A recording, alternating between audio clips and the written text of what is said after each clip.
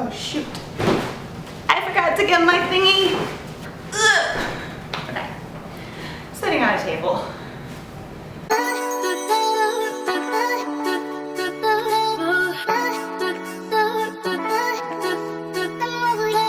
Hi, my name is Celeste. Welcome back to Bookish and Belle. If this is your first time watching one of my videos, hi, I'm Celeste, as I said, and I make videos about minimalist style, lazy girl beauty, and living an effortless, fabulous life. If those kinds of videos sound interesting to you and you like what you see, make sure you hit the subscribe button. I would really appreciate it. You'll get to see everything from me without missing anything, and I would love that. So first, just a bit of a channel update. I know I have not posted super regularly in the last few months, and I've been really busy with family stuff and work stuff, but I am hoping to get back to a somewhat regular schedule, and that starts today. You may notice I don't look my best right now. I just got back from the gym, and one of the things that I'm trying to do right now is just not worry so much about making videos as perfect as I want them to be. So today I'm going to share with you my July favorites. First is a type of cold brew coffee that I've been buying. It's this. It's called Cool Brew. That is the name of the brand, Cool Brew, and this is in the vanilla flavor. One thing I really like about this, I haven't tried any of the other flavors yet, just the vanilla, but they're not sweetened at all, so it has a faint vanilla flavor to it, but it doesn't have any kind of sweetness or any added sugar or anything like that, which is ideal for me because I don't like to drink sweetened coffee at all. And here's one of the things that I think is really cool about this. So I first caught my eye when a coworker of mine had this that she was using to make coffee for herself at work.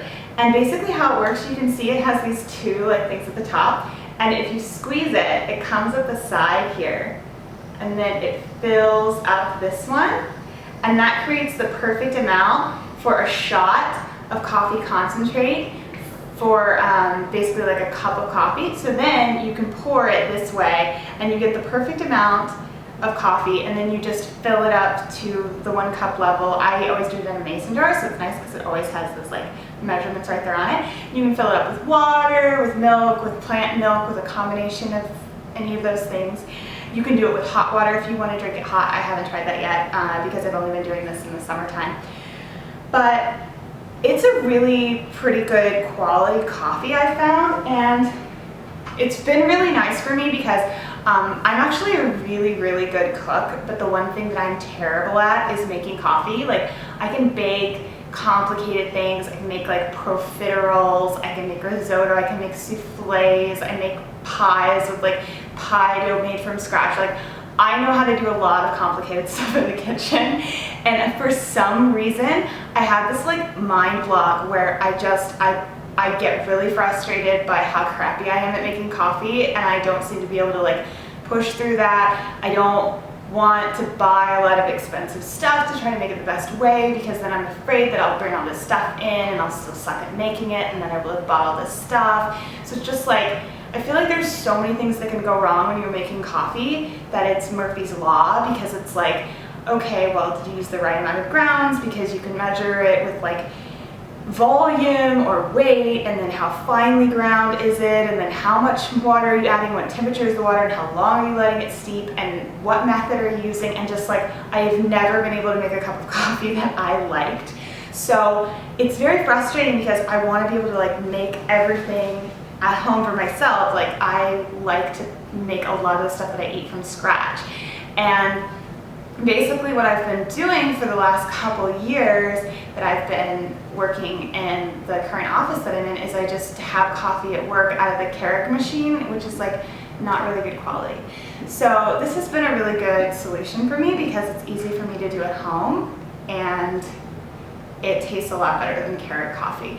So I'm pretty excited about that. Next up is fashion. And for fashion, I have a couple things. The first are these Toms. These are the plain black leather kind. I will post a link in the description to the exact style because I know I think these are like the classic, and then they have like a new shape that they do, and I can't remember what they're called. So I'll post a link to these exact ones if you're curious. And I will also put in a little photo here of me wearing them. This is from Instagram, which, by the way, follow me on Instagram. I'm at Celeste Fall. Instagram is like my thing. Like, I'm very, very into it, and I think I have a pretty beautiful curated feed on there. So if you like neutral colors, especially, definitely look me up on Instagram. So my thinking behind these was that I wanted a really great slip-on all-purpose shoe that could look casual, but could also go not dressy, but like a little bit more formal. Something that would look good with jeans and with dresses. And they have completely fit that bill for me. I've worn them almost every day since I got them several weeks ago. And I mean, they just look great with everything. They're good for walking long distances. They're very comfortable. It did take a little while to break them in, I'm not gonna lie. That's very typical for any shoe, especially a leather shoe. So initially, they were starting to give me some blisters right around here in these spots. And I just put on some of those really good Dr. Scholl's blister thingies. Those things. And that was all I needed, and then after a while they stopped doing that entirely. I also, as you can probably tell, line them with these heel slip things. I have to put these in every single pair of shoes that I own pretty much because I have very narrow heels. My grandmother had them too, and they do make finding shoes kind of a biatch, but after I discovered these things as an adult, I was like, wow, I can actually wear like shoes that have backs. This is incredible. The other thing is also a pair of shoes, but they are slippers. So I got these on Etsy from a place called I don't remember. Okay, I'm gonna put it up right there. Yep, that's what they're called. Yay, I'll link it in the down bar. Well, they also took a couple days to break in. This part right here kind of felt like it was pressing on my foot for the first day or two that I was walking around, and I kind of had to walk in a different way to like have it not do that, but then they broke in pretty quickly, so that's good. Basically, the reason I got these, so I always wear slippers around the house. I don't like wearing my shoes around the house, and I don't like walking around barefoot because we don't have any carpeting. So the slippers that I've been wearing are these Minnetonka that are very fuzzy on the inside, and they're really good for the winter time, but this summer they've just been killing me. Like, I just want them off my feet. They're too hot and it's just like miserable. So I decided that I needed to just bite the bullet and have a warm weather pair of slippers and a cold weather pair of slippers. So I got these as my warm weather pair. And it's kind of nice to have two pairs as well, because then you can always have the extra pair like near the door for guests and stuff. So I like that. Oh shoot, I forgot to get my thingy. Ugh. Okay, sitting on a table. Okay, I have one item for beauty, and that is my Anastasia Beverly Hills Brow Definer. I actually bought this a few months ago, but I've been wearing it like crazy this past month. This is the month that I've like really gotten into wearing it a lot. So basically it's very similar to the Brow Wiz, if you're familiar with that. It's like a huge cult product, but this came out recently, and it is a variation on that essentially is really good for people like me who are not very steady-handed or like skilled in the brow defining department. So essentially, you've got your little spoolie on one end, just like the Brow Wiz. And on this end, instead of having just a thin pencil point, what you have is something that's actually shaped like a triangle. I'll insert a picture up close over here so you get the idea. And so what's great about the triangle is you can use it in one direction to sort of like fill in broadly, but then you can also turn it and use just the point to make a narrow line, like when you're lining up at the edge of your brows. And I've just found, I mean, the formula is fantastic, which of course you can expect from Anastasia. She makes the best brow products there are. But I found that the shape is what makes it just so easy to use. So I've been using it like non-stop. I love making my brows just a little bit bolder than they are naturally. I do naturally have really pretty thick brows, but they're definitely thicker toward the middle and they thin out a little bit as they get toward the edge. And so this is really great to just give me like more of an even, full all the way through look that just defines my whole face. And I've been wearing it, like it's my go-to product. Lately, it's like if I'm gonna put on one piece of makeup, I do this. Like before mascara, before anything, if I'm only gonna wear one thing, I've been wearing this. So just ringing endorsement. Okay, next up is media, and this section of my favorites is sort of devoted to any kind of media you consume, whether it's movies, books, television, music, podcasts, blogs. I mean, it can be anything. And I find that consuming media is just like a huge part of my life. Like I read a ton of articles online, I read a ton of books, I listen to tons and tons of podcasts. I'm actually thinking I'm going to do a series soon about my favorite podcasts, so definitely give me the thumbs up or comment down below, or both, if you're interested in that. So what I'm going to talk about for media this month is two things. One is rereading favorite books, and the other one is finding new podcasts. So those are kind of two sides of a coin.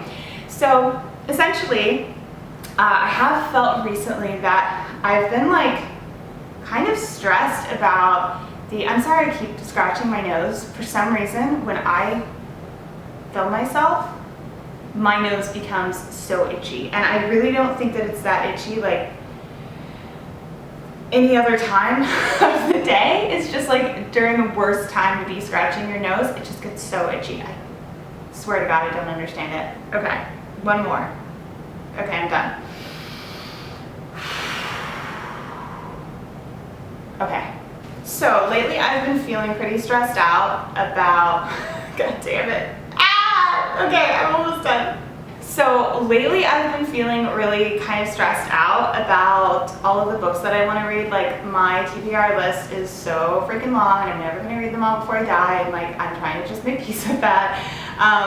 And I'm also really trying to like actually quit books when they're not working for me, which is so hard for me. Like I just started a Goodreads list that, by the way, I'm going to link my Goodreads account down below, so if you're at all interested, if you're on Goodreads, please friend me and I will friend you back. I'm like all about it, and I would love to talk more about books on this channel. So do that, and also let me know if you want more about books. So anyway, I just recently created a list on Goodreads. That's my DNF list, my did not finish. And that is kind of to inspire me to quit books more, because I have so much trouble abandoning books that aren't working for me. And I know that I really should, because it makes time to read more books, but for some reason it's just difficult for me. So I'm trying to motivate myself to do that. I basically only have 3 books on that list, like that I can remember abandoning ever in my entire life, so that's not good.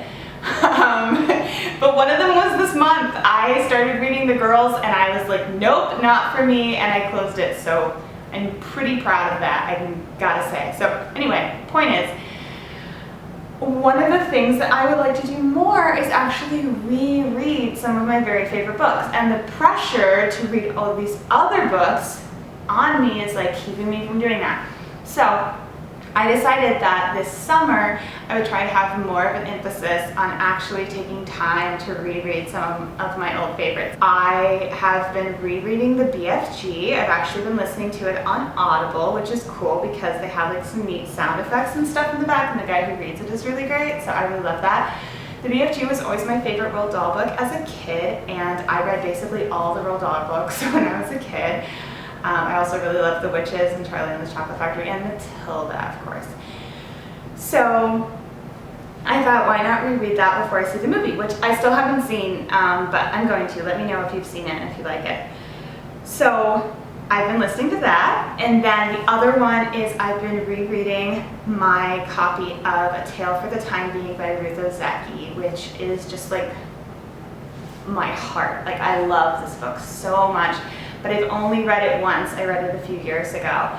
So I've been really excited about rereading that. And then on the other side, I have been discovering a few new podcasts. So I listen to a crazy amount of podcasts. I basically listen to them, like this goes into my whole lifestyle thing of like what are effortless ways to make your life fabulous. Podcasts is huge for me because I listen to them on my commute. I listen to them when I am getting ready in the morning, when I'm cooking, when I'm eating, if I'm by myself, like at work on my lunch hour. I listen to them working out. I listen to them if I'm cleaning or doing any kind of project that is kind of tedious. If I'm like painting the walls, if I'm trying to work through some project like hanging all these on the wall back there, which we'll get to that in a minute, by the way. I'm listening to podcasts or audiobooks. And I have so many podcasts that I subscribe to. It's like way too many. Recently I've been trying to unsubscribe to the ones that I'm not super excited about to make more room for audiobooks in my life. But at the same time, I've also been discovering some new ones that I really like. And so 2 new ones that I discovered this month are Eliza Starting at 16, which is this neat podcast. It's created by a girl who, she's actually 17 now. She is about to go into her senior year. She lives in Manhattan. She's actually the daughter of the writer Gretchen Rubin, if you're familiar with The Happiness Project or Better Than Before. And she's just really great. She's like super smart and funny. It's a short little podcast, and it's almost like a favorites video because she goes through like what I'm obsessed with, what I'm done with, what's making me laugh, all this different stuff like this week. And it's just nice because it gives me this new perspective of like what it's like to be a teenager now, because I haven't been a teenager for 10 years, and I'm really interested in hearing other people's perspectives, especially people that are younger than me, because through my whole life, all the other perspectives I've had are people that are older than me, because I've always been pretty young. And now that I'm 28, like I have so much respect for a lot of the characteristics and values of people who are Gen Z or even just younger millennials. I think they're so open-minded and smart and just like connected to everything because they've grown up in the digital age. And I'm just really curious about how they see the world. And one way that I've been learning about that is listening to this podcast, also watching people on YouTube. So that's been really cool. And then the other one is called Science Versus, and this is a podcast that just got picked up by Gimlet Media. So I haven't heard any of the Gimlet Media episodes yet, but I went back and I listened to a ton from their first season, I guess.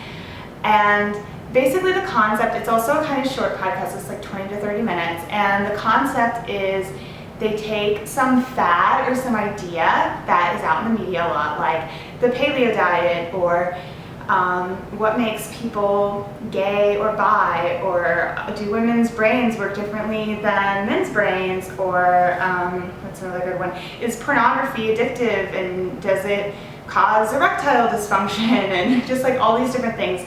And then they come at it from a strictly evidence-based scientific perspective, and they see like, what can science tell us about this? Where are the limitations? What do we know? What don't we know? And I'm like a very, very logical person. I'm like a total Hermione all the time, and I'm always coming at things from that perspective of like, where's the evidence? Where's the data? What level of certainty do we actually have about this? Like, I'm a pretty skeptical person. So I really, really love this because I'm also pretty interested in science, even though I didn't really study that much of it in college, because for some reason in college I felt like I wasn't good at science, because people told you that if you were creative, you couldn't also be good at science, so I kind of believed that. So I've just been really, really enjoying that podcast. So I will link both of those podcasts down below. Next up, we have tech. So for tech this month, I've been really enjoying using the app Sleep Cycle, which I have started using again after a long absence of not using it, although I did use it years ago. And essentially the way that this app works, it's like an alarm clock, and it actually tracks your sleep cycle throughout the night. Like, it can tell if you are like what point in your sleep cycle you are, if you're in deep sleep or if you're in a lighter sleep or if you're awake. And it does this either by sitting on your bed and recognizing movement, or sitting right next to your bed and using a microphone to recognize sound. And it sounds like it wouldn't be real. Like, my husband was like very skeptical of it. He's like, how do you know that actually works? But I can tell that it works because I can feel the difference. The way that it works is instead of giving it a specific time, you give it a window. You can choose how big, but they recommend 30 minutes. And you give it a window of time that you can wake up in. And then it finds the point in that time when you are at your lightest point in your sleep cycle, so that waking up won't be as jarring. Because when you wake up and you're in a deep sleep, that's when you're just like so groggy. And I'm like not a morning person at all. Like, I absolutely hate waking up. I hate getting out of bed early in the morning. It's just like awful. And so this has been huge for me. I don't really know why I got out of the habit of using it. I think it's because a couple of years ago I switched jobs, and instead of having to get up at like 6 in the morning, I could get up at 8 in the morning. And that was a big difference for me. And so I guess I was like, I don't need this anymore. I'll just use a regular alarm clock. I have no idea why. But this makes it just like so much easier. I have no idea why I spent 2 years not using it. I'm an idiot. I started using it again this month, and it is awesome. And it's also kind of cool because you can look and track like your sleep and sort of see like, oh, I get more sleep on these nights of the week than those nights of the week. But really the alarm clock function is like, that's what you're here for. So the final section of favorites is what I'm calling lifestyle, and these are just like general different ways that I've been trying to live my life, or just kind of like practices I'm adapting, or things that I've been trying to change, that kind of thing. I have 2 for July. One is checking things off my long overdue to-do list, and the other is clearing out my reading list. So for clearing out my reading list, I'm actually not talking about my massive TBR list on Goodreads. I actually cleaned that out pretty recently, and it's pretty much under control. I mean, it's like 350 books long, but it's not going to be any shorter because those are all books that I'm still interested in, and I want to keep track of that. But what I'm talking about is my reading list on Safari. So I don't know if you use this or if you have something similar on Chrome or Firefox or whatever browser you use, but basically, when you see an article and you want to read it but you can't read it right now, it's like the Watch Later playlist on YouTube, and you just add it to your reading list. And mine was getting a little out of control. I did clear it out last summer when I did the 30-day minimalism challenge, which you can hear me talk about in this video. So I didn't want it to be just like this big long thing that I had to scroll through and find what I was looking for, and I didn't want to be adding things to my to-read list faster than I was reading them. And I also really just like wanted to make sure that everything on there was something I was still interested in reading. I went through and there were a few different things. Like, one of the things was this huge article called The Case for Reformations that was by Ta-Nehisi Coates, and he wrote it for The Atlantic, I want to say, last year, a little bit before Between the World and Me came out. And it was just like, everybody was talking about how it was just this amazing article, and I really, really wanted to read it, but it was so intimidating because it was huge. And so what I did was I went and I actually used this app, this website called Spreeder. I'll put that in the link down bar below in case you're interested. But basically what it does is you can paste like any long text into it that you want, and then you can choose a reading, like how fast you want to read it, and it'll flash the words one by one for you, which sounds crazy, but it's actually really helpful if you, like me, kind of have trouble with speed reading. Like, I have a lot of trouble not like getting caught up in making sure that I'm perfectly comprehending like the meaning of every word, and like I have to actually hear the sounds of all the words in my head, even though they say you shouldn't. And I've found that when I use an app like this, it's actually really effective. So I used Spreeder. I actually copied each section because it came in all these long sections. There were like 7 of them, and I sat there and I read it, and it took me like an hour and a half even with Spreeder. But it was an incredible article. I kept saving big parts of the text and like sending them to my husband, who also wanted to read the article but wasn't really ever gonna get around to it. So I gave him like some of the best parts, and I was just so happy that I actually read it And I was so happy that I could clear that off my reading list, and it had been there for over a year. So that was like huge for me. And the other lifestyle thing was crossing things off your to-do list that have been on it forever. So the big thing for me is hanging things on the walls. You may have noticed we're filming in a new place today. This is my dining room. I am sitting on my table, and this was a huge wall that was empty. So my husband and I bought this house like 2 years ago, and we had a lot of stuff that we needed to hang on the walls, but I really wanted to hang them purposefully in like galleries. You know, I didn't just want stuff like randomly up on the wall, and that was kind of intimidating for me.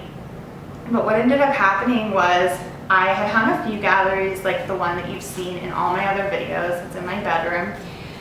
And my husband really wanted more stuff up on the walls, and so I was really motivated by the fact that he really wanted it, and it was going to make the home feel more like a home to him.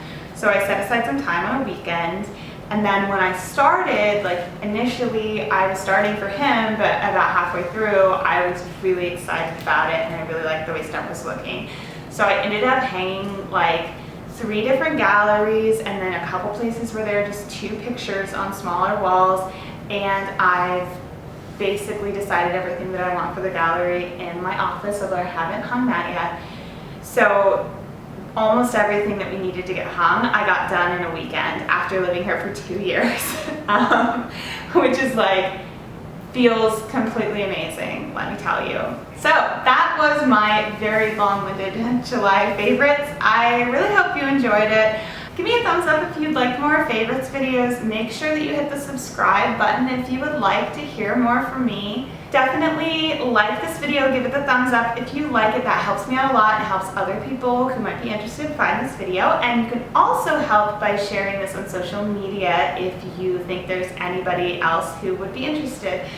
So again, just thank you so much for watching. I really appreciate it. Make sure you leave comments down below if you have any thoughts on any of the things I talked about or any questions for me, and I would be happy to respond. Bye everybody.